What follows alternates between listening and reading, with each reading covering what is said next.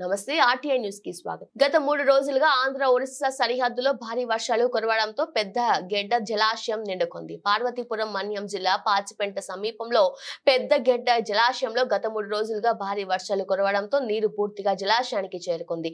జలాశయ నీటి మట్టం 213.08గా ఉంది. 213.05 మీటర్లుగా నీరు చేరుకోవడం జరిగింది. గతంలో ఎన్నడూ లేని విధంగా నీరు గరిష్ట స్థాయికి చేరుకోవడంతో ఇరిగేషన్ అధికారులు గేట్లు ఎత్తి నీరును దిగువ ప్రాంతాలకు విడిచిపెట్టడం జరిగింది. 12,000 ఎకరాలకు నీరు అందించే లక్ష్యంతో నిర్మించిన పెద్దగడ్డ జలాశయానికి నీరు అధికంగా చేరడంతో రైతులు హర్షం వ్యక్తం చేస్తున్నారు. RTI live news journalist Santosh Kumar Panigrahi ప్రత్యేక కథనం.